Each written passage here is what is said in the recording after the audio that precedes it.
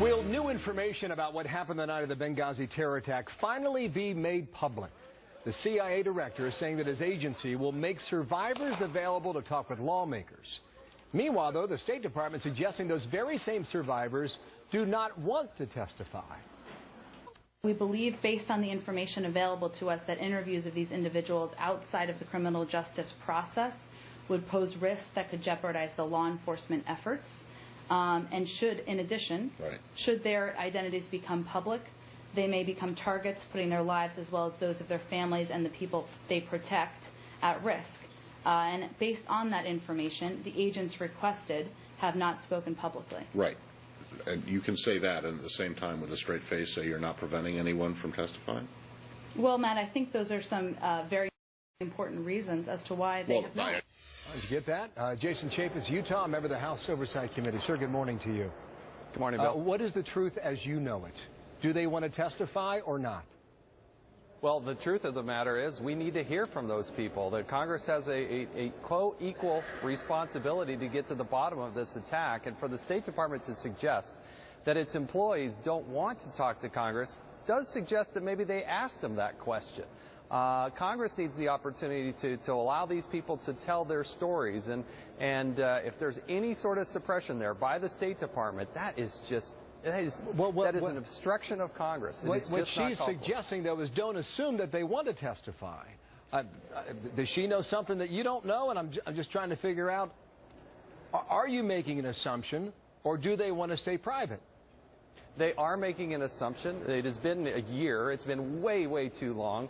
We're put in a position where Chairman Issa is going to have no other alternative but to issue subpoenas, and then we'll go get to this. And we have to sooner rather than later. What did you think about her comment about interfering with law enforcement activity? What was that about?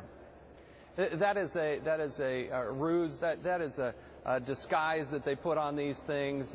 Come on, that is not the precedent in how they work with the United States Congress. You cannot use that as an excuse, particularly when reporters can go into Benghazi and talk to those that are wanted in this case.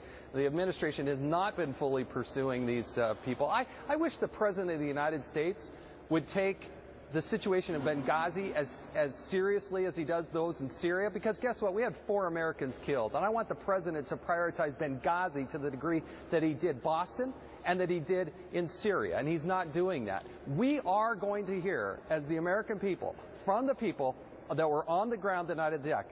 That will happen. It's been delayed because of this administration, but it will happen at some point. That comment about law enforcement told me that there was something going on the ground in Benghazi, and what's going on, I don't know, because there does appear to a lot be happening there now. Pat Smith was on with us yesterday on September 11th. It had been 1 year since her son Sean Smith was killed in Benghazi, and I asked her repeatedly about what she's doing to get answers, and she was befuddled by the question. Listen to how she answered it. Are you kidding me? I've got no answers. And if the President told me he was giving me answers, where are they? He promised me face-to-face at the casket ceremony he would give me answers. He did not. You're working for that woman. Will she get what she wants? Those people really, they touch my heart. That gives me the drive and the motivation to get after this every day. We got parents and loved ones of people who lost their lives. They gave their lives for this country, and I have a duty and obligation to get them the truth. The American people deserve the truth. We have hundreds of embassies and consulates around the world, thousands of people serving, and so here we have a terrorist attack, and if we can't learn the lessons from that, guess what? It's going to happen again, because the terrorists who committed that are still out there. And so we have to hear from the people on the ground to truly appreciate and understand what happened.